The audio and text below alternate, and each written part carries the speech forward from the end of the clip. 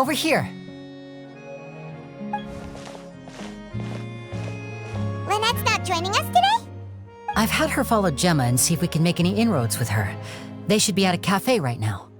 Still, I don't think that Jemma's likely to open up to us. So, we need a contingency plan. Today, we'll be looking into a guy named Lorenzo, Cesar's former pupil and assistant. When Cesar passed away, all the stolen goods discovered in his home were confiscated and returned to their rightful owners. But Lorenzo was the only one privy to all his magic secrets, and he inherited his craft. Before long, Lorenzo was the next big magician in town, his fame surpassing even that of his master, and it made him very wealthy. He's since left the magic scene, though, and these days, he's a wealthy businessman with his fingers in a lot of different pies.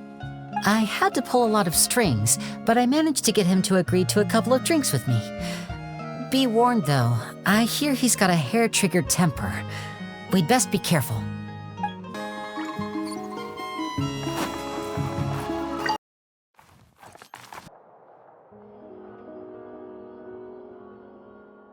You neglected to mention that you were bringing 2 other people with you. My apologies. These 2 are my assistants. When they heard that I was meeting with the former magic maestro himself, they begged and pleaded with me to bring them along. And if it's no trouble, a couple of autographs would really make their day. Oh, forget the pleasantries, just sit.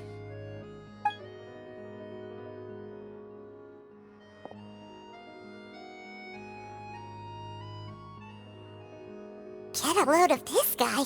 Forget the pleasantries, he says, but he looks pretty happy about Lyney stroking his ego. I only agreed to meet since we're both magicians. Do me a favor and cut to the chase. I have more important things to do than drinking. Much obliged, sir. As it happens, the matter I want to address is also related to magic. Yesterday morning, a warning letter from the Phantom Weasel appeared on the entrance to the Opera House. He claims to be planning something for the same evening that I'm scheduled to do a magic show there. As such, I believe that I may well be his target. I have to get to the bottom of this to ensure that my show can go ahead as planned.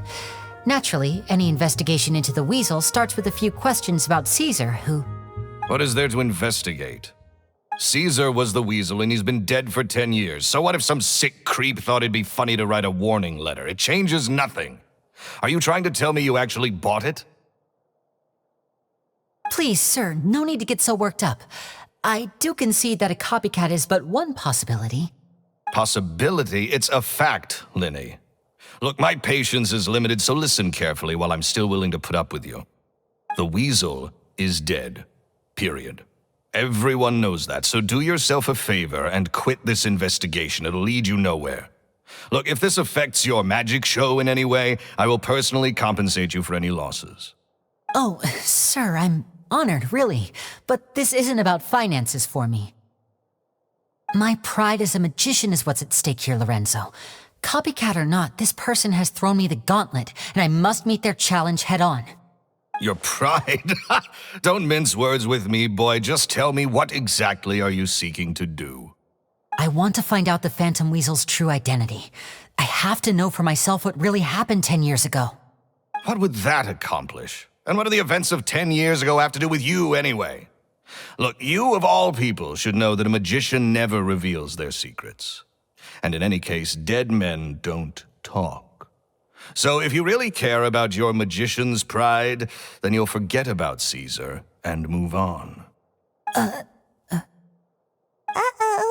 this is getting awkward. Lorenzo?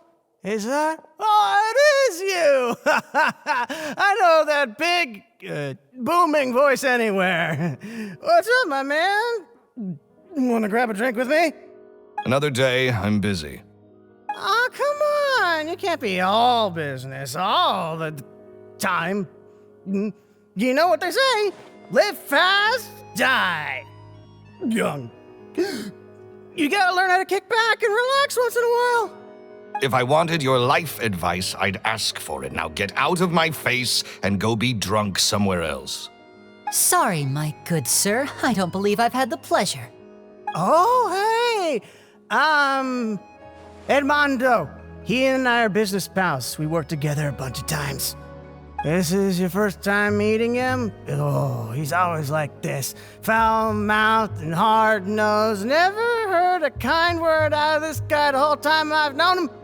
And he wonders why he can't get a girlfriend, despite being, what, pushing 40, 30, something? Anyway, point is, a lot older than when he first got rejected by the girl he was into. And he's still into, from what I hear. Shut up and get out of my face. Another word out of you and you can forget about doing business with me ever again. Do I make myself clear? Sorry, I may have had a little too much to drink. All right, I'm gonna leave. Don't work too hard.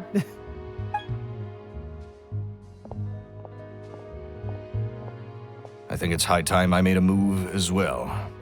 If you really want to investigate this, Lyney, be my guest. But if nothing good comes of it, don't say I didn't warn you.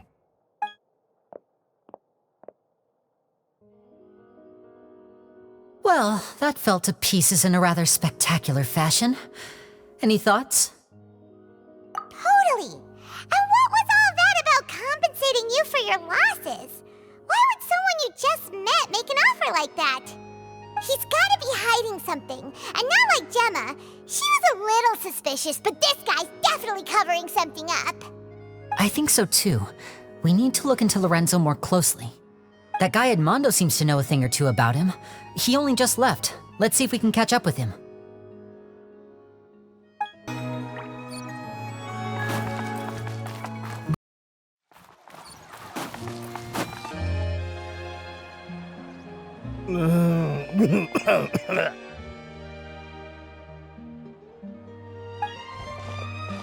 You okay there? Who are you? Oh, it's you guys.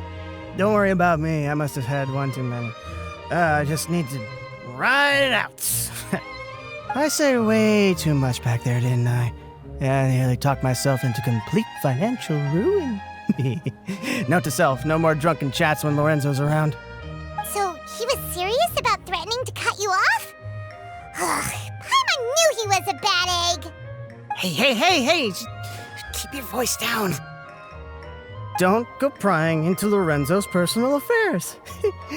Bad things happen to people who ask too many questions, or make an enemy out of him. What kind of bad things? Don't even ask. I'm sorry, I'm gonna have to cut this conversation short. I'm not crossing that line again. And take it from me, trouble with Lorenzo is one thing you don't need in your life. You saw him flare up back there. I don't know what you said to him, but clearly it touched a nerve. That's not a good sign. You're too young for this. Don't get in over your head. I'm leaving.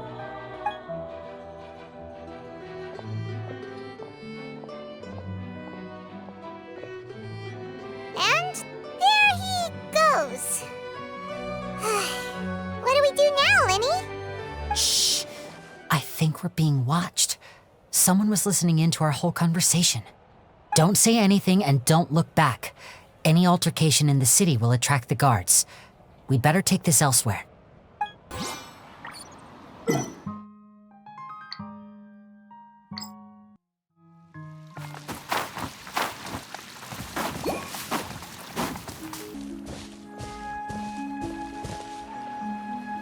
You followed us a long way. Why don't you come out and introduce yourselves? So you're Lyney. And where's your sister? Ain't she with you today? Save us the trouble and go fetch her for us. Let's not drag this out. Paimon doesn't like the tone of your voice, mister! Who sent you, huh? Save your questions, missy. You ain't gonna need answers where you're going. Capiche? Looks like we can't avoid this fight. Now, I'm not the strongest fighter, so I hope you're ready to back me up. Don't worry, we got this! Step right up.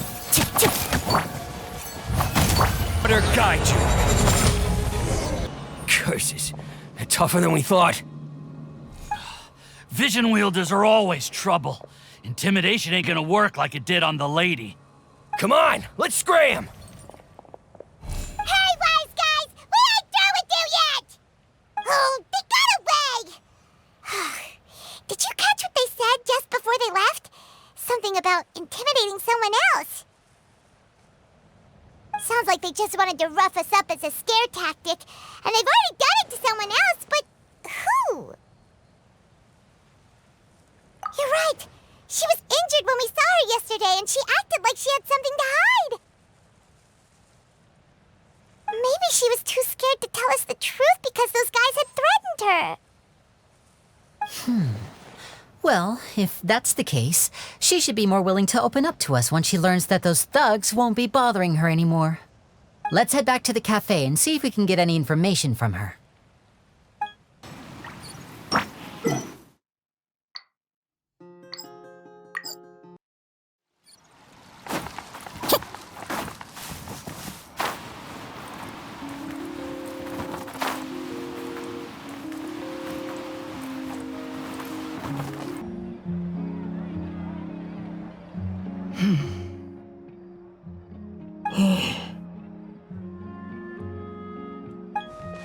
Jemma?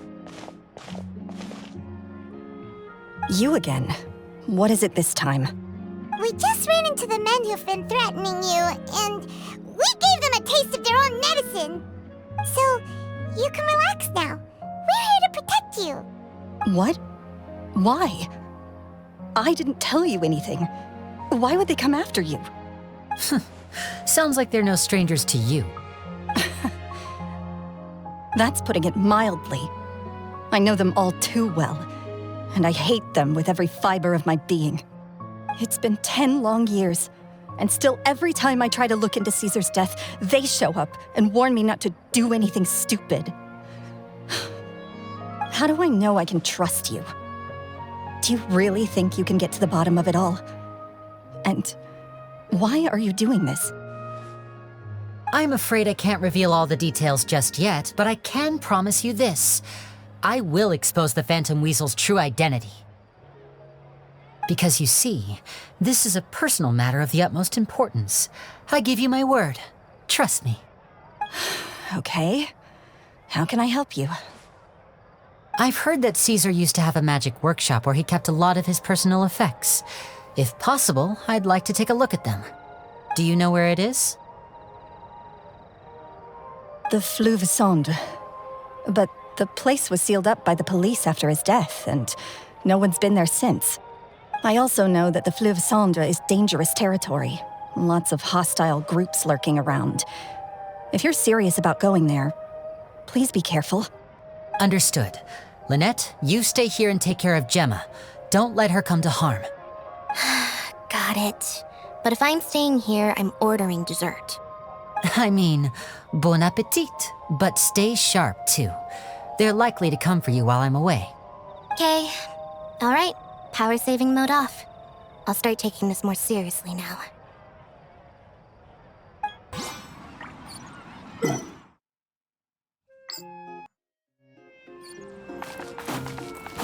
Time to go.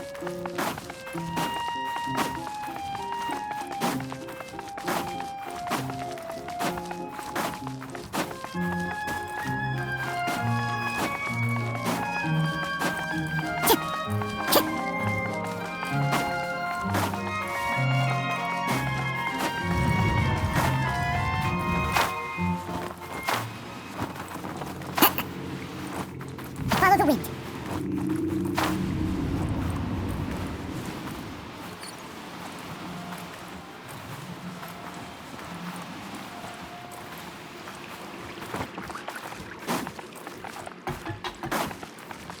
If Jemma gave us the right location, then the workshop should be right nearby. Huh. Looks like these boxes are blocking the entrance. Let's shift them away first. There we go. It should be just down here.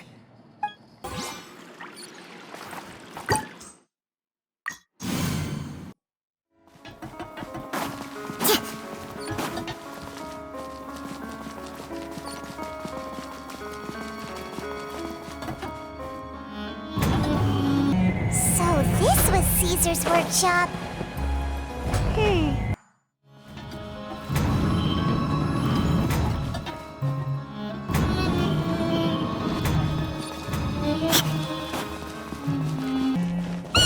What was that? Oh, is this one of Cesar's gadgets? Guess we must have triggered some sort of device.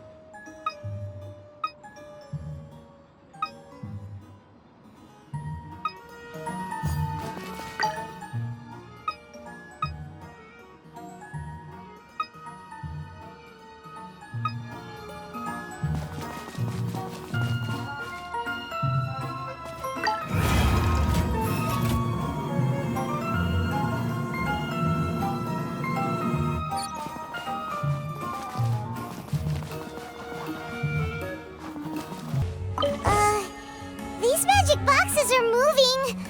What do we do? One of them looks different from the rest. Let's investigate.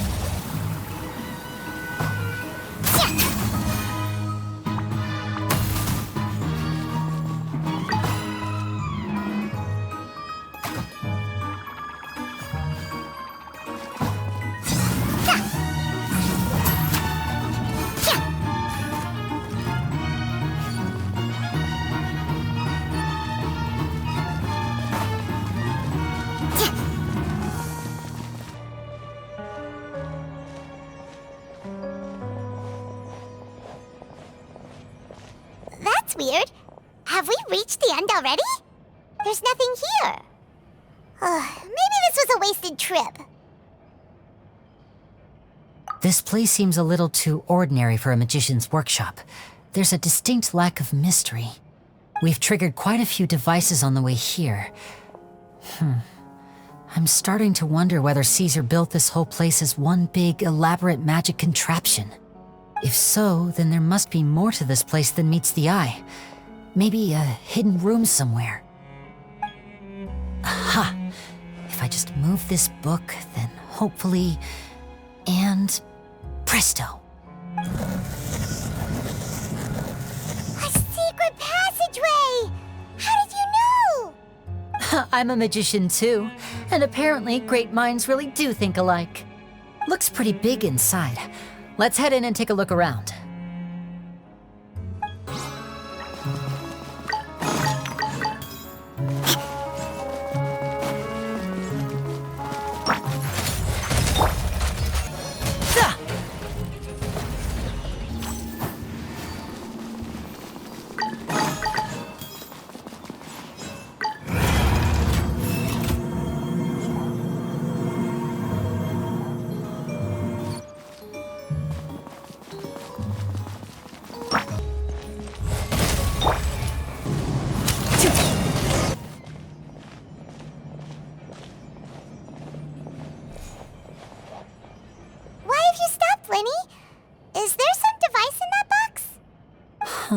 It just looks familiar somehow.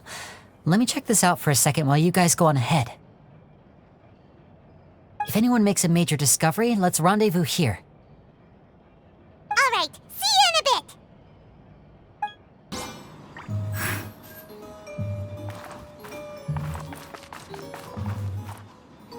Time to go.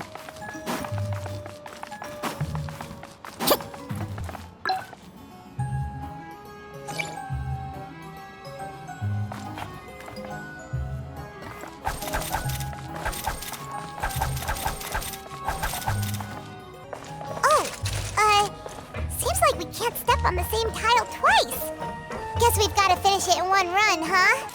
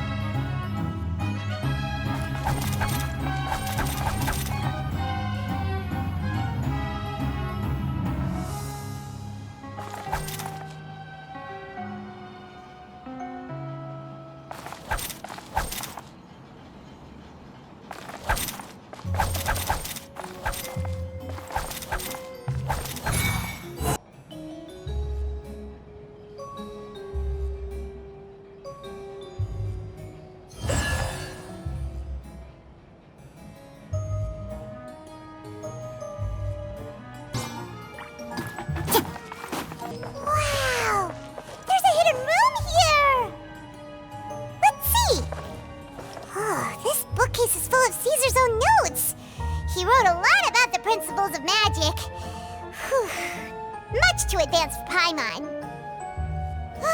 Hey, look! Is that Cesar's diary on the table? This book's thick as a brick! Let's take a peek inside it, shall we?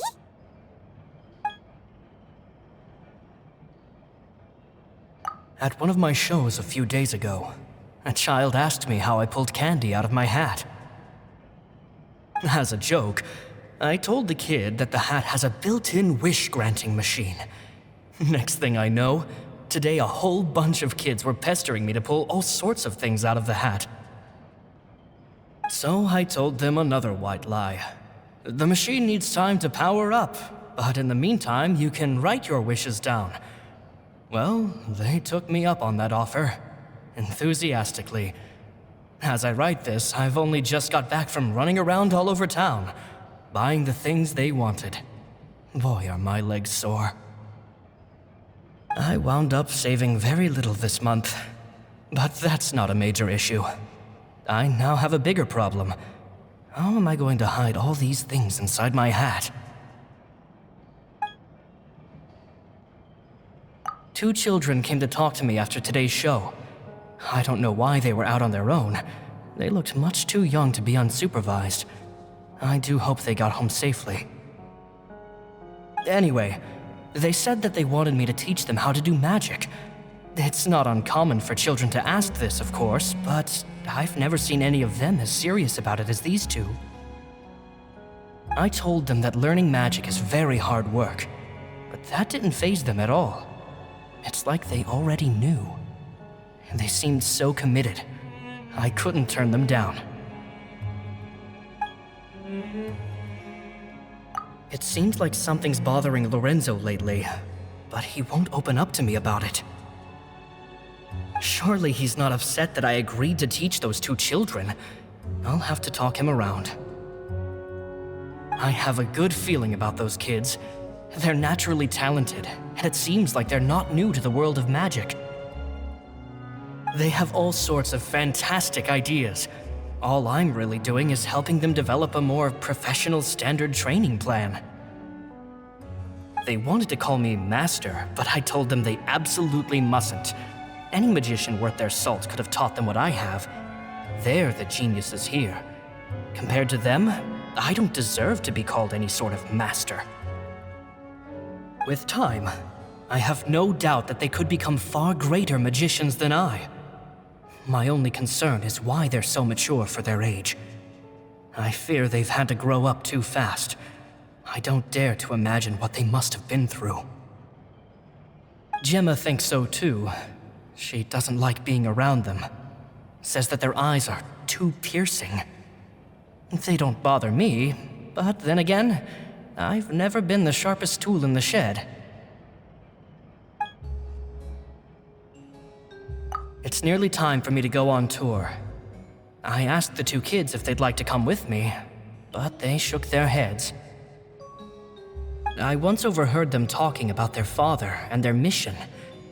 Sounds like their parents have other plans for them. I guess we'll be parting ways soon.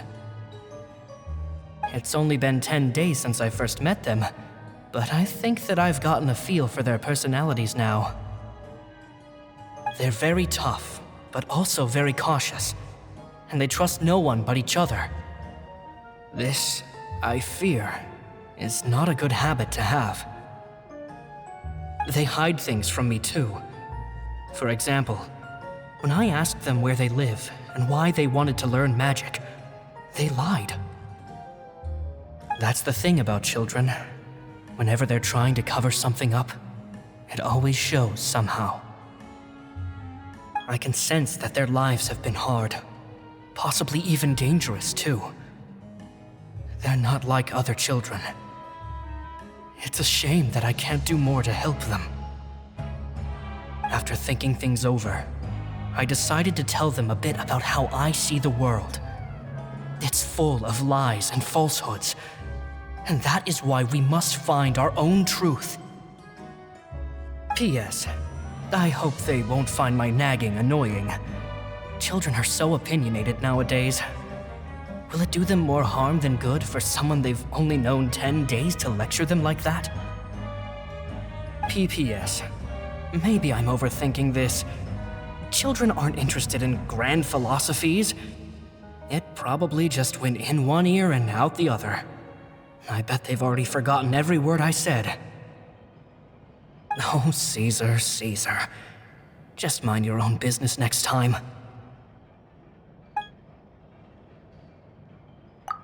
Two magic geniuses with a father and a mission, huh? Sounds a lot like he was writing about Lyney and Lynette, don't you think? So did they meet Cesar when they were kids? Let's go ask Lyney!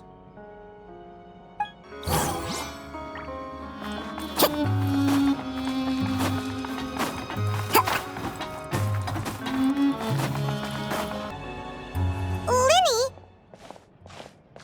Shh, hold that thought. As I expected, there's a lot of fishy things going on in this place. Fishy? Uh-oh, what have you found? All in good time. Before we go over our new leads, I want to tell you how a high-altitude escape is performed. First, the magician slots themselves into a magic box in full view of the audience. The box is then suspended high in the air, and a short while later, the base automatically opens. At this point, a dummy will fall out of the box, but it looks real enough to grab the audience's attention, and they start wailing and screaming. Meanwhile, the real magician, who has by now blended into the crowd, waits for a good moment to make their appearance and put on a hysterical performance. Oh no! Is that me? Did I just fall to my death? Very vivid description. Paimon can really picture it. And then what? The audience's gaze then turns to the magician, and by the time they realize what's happened, the dummy has vanished, as if everything that just happened was some sort of shared illusion. Of course, that's just how I think the process should work, theoretically speaking. The inventor of this trick never performed it successfully. When the box opened, Cesar was the one who fell out, and not the dummy. He fell right to the ground from the highest point of the opera house. No one could hope to survive that fall, not without a vision at least. And no one else has ever attempted this trick since. My understanding of how it works is just based on what I could gather from his notes and the relevant gadgets here in his workshop. So Caesar's famous high-altitude escape has never been done, huh? Paimon was about to say how cool it would have been to see it in person, but if it's that dangerous, it's probably for the best that no one else tries to do it. Wait a second. So if a dummy's supposed to drop out of the box, then where does the real magician go? How does he get out? Glad you asked. That brings us to the secret of said box. This box right here is the one that Cesar constructed himself to use in the performance, and it's not as simple as it looks. Inside, there's a device that only the magician himself would know about. Once the magician's inside and the box is lifted up into the air, the audience's view of the box is fixed at a certain angle. From where they're standing, they have a clear view of the front, sides, and bottom, but the back and the top are now no longer visible.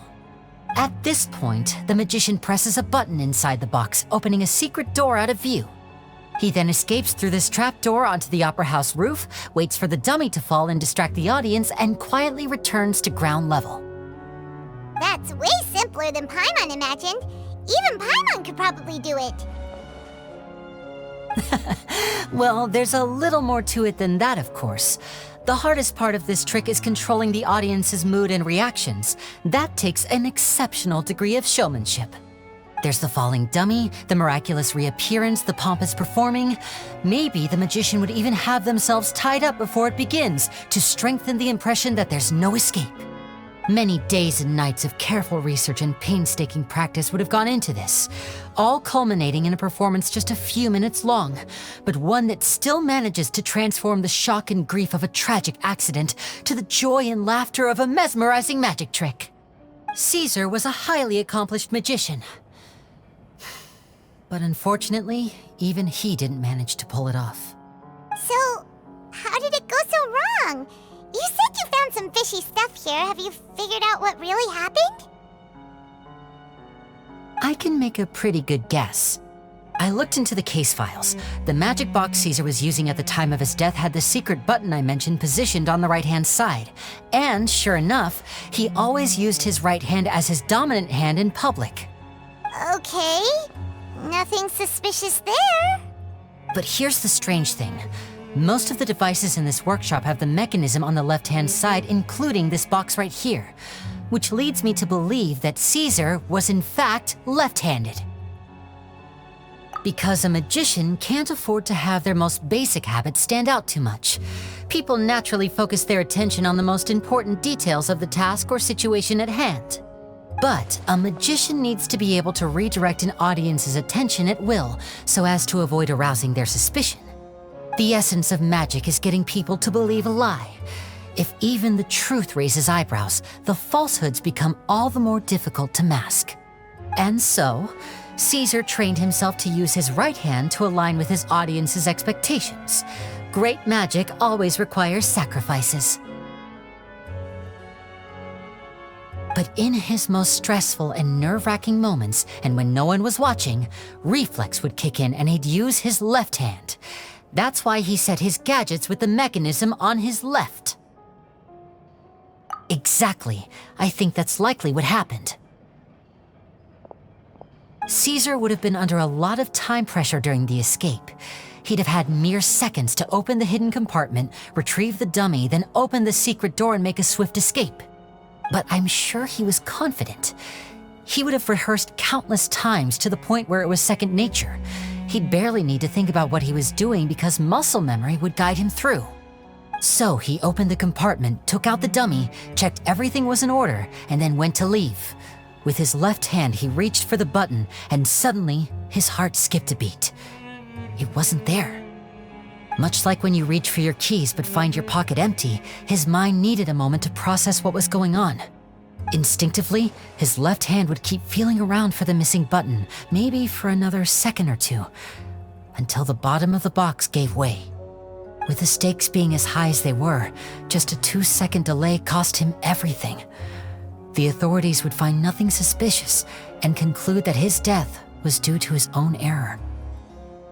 When in reality, someone switched the boxes, and they did it to murder him. But how would they be able to make the switch without being noticed? That would be difficult to pull off, no? It would have to have been someone who knew that he was left-handed and who could move his props around without arousing suspicion. Someone who was always by his side. Isn't that right, Lorenzo? You just couldn't let sleeping dogs lie, could you? There's not a lot of people who'd go to all this trouble for some magician who died 10 years ago. I didn't want to have to do this, you know. Silencing you the hard way just creates more problems for me to deal with. But I gave you your chance. I hoped you'd do what's good for you and back off like the lady, but you disappoint me. You mean Jemma? So you are the one who's been threatening her! Yes, although however stubborn she might be, she was never much of a liability. But you people, you never even knew him, but for some reason you just wouldn't drop it. Which is why you can't leave this place alive. Take them out, and make it quick. Do your worst!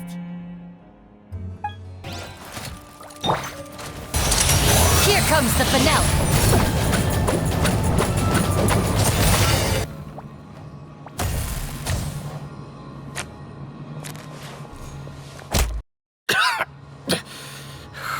You kids are tougher than you look. Had enough yet, Lorenzo? Your cronies can't help you now. I think it's high time you started talking, and what I'd really like to know is, why did you murder Cesar?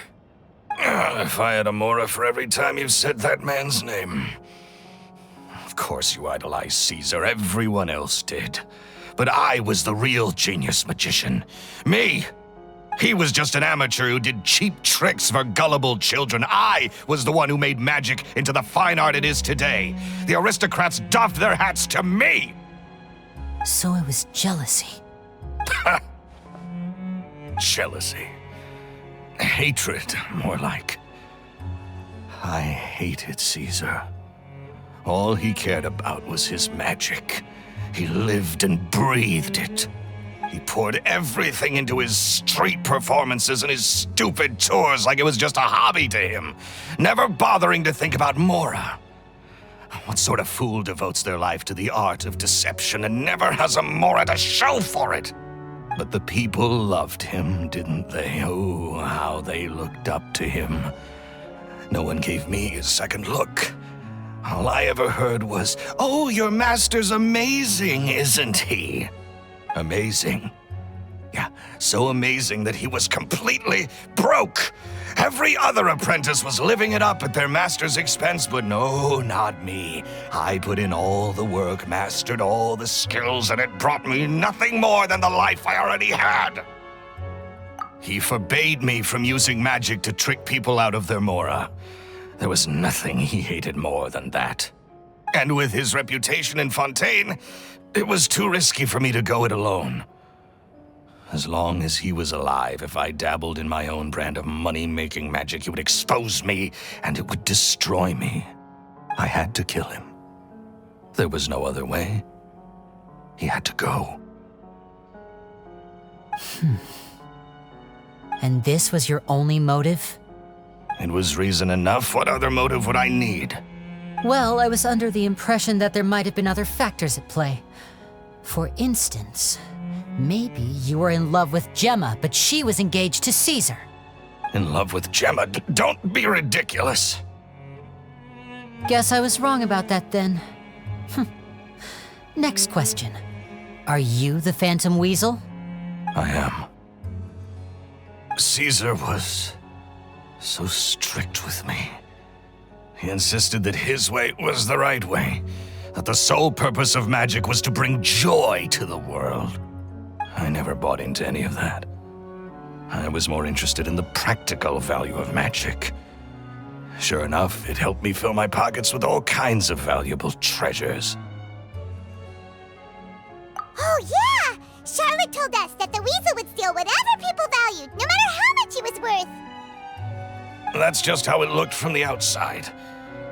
What would any thief want with second-rate loot? I've only ever targeted high-value items. I stole cheap things as a way of practicing my craft. It was other people's overactive imaginations that conjured up the preposterous image they then dubbed the Phantom Weasel.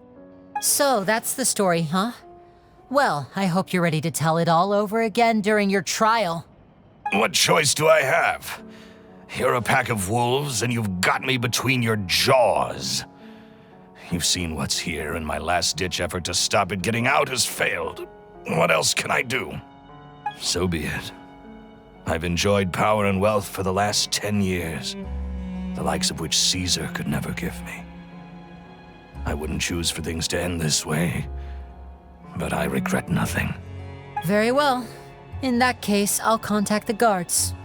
Traveler, Paimon, keep an eye on Lorenzo for me. I'll meet you just outside the workshop when I'm back.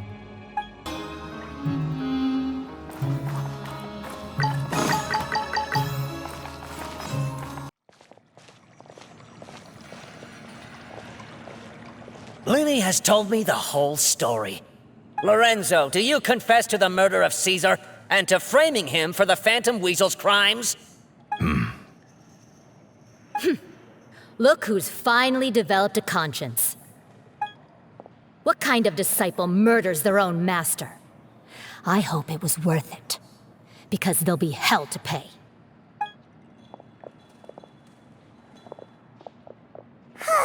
Looks like it's all over. What should we do next, Lyney? Should we start preparing for your show? Let me think. Let's rendezvous with Lynette and Jemma first. With Lorenzo in custody, Jemma will no longer have to fear for her safety. Good point! We should go tell Jemma the good news right away! It'll give her some peace of mind for sure!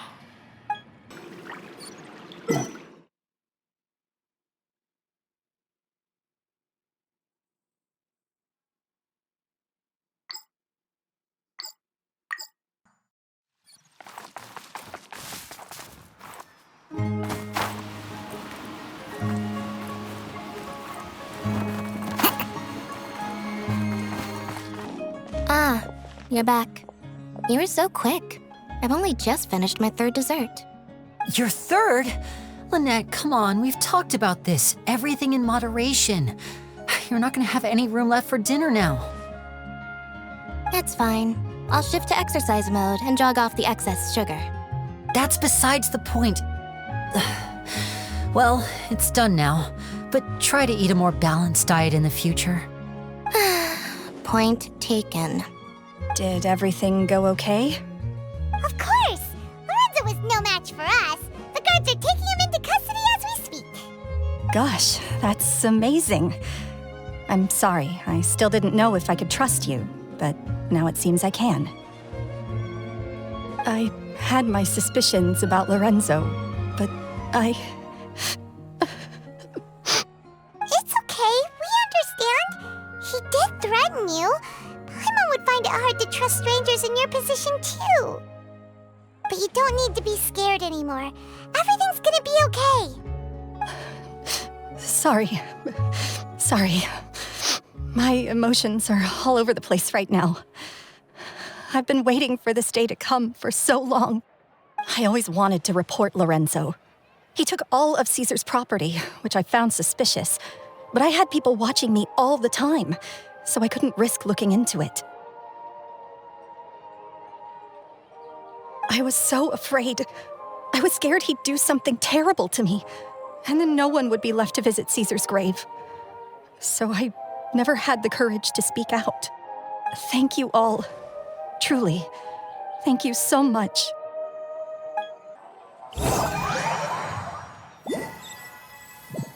Thank you all for clearing Cesar's name. I never would have guessed that Lorenzo was the real Phantom Weasel. He never showed any signs that there were problems between him and Cesar in public.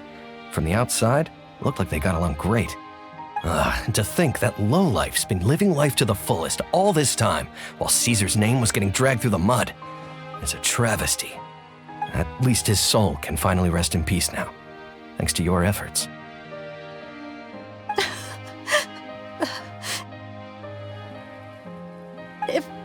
If only I'd realized before it was too late. Don't blame yourself, Jemma. This isn't your fault.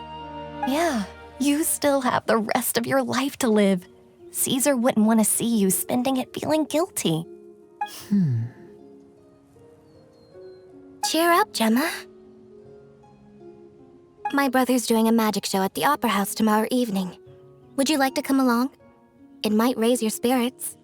This show will be a special one. We're holding it in Cesar's honor. In Cesar's honor? Really? Oh, thank you. I'll be there. Great. We'll see you tomorrow evening. Traveler, Paimon, don't be late. Don't worry, we'll be there. No way are we gonna miss out on a free magic show. Wait, Paimon feels like we're forgetting something. Oh yeah, Cesar's diary! We never found out if the 2 kids Cesar taught magic to were Lyney and Lynette or not. Lyney changed the topic back in the workshop, so we didn't get a chance to bring it up. Oh well, guess we'll just have to ask Lyney tomorrow evening.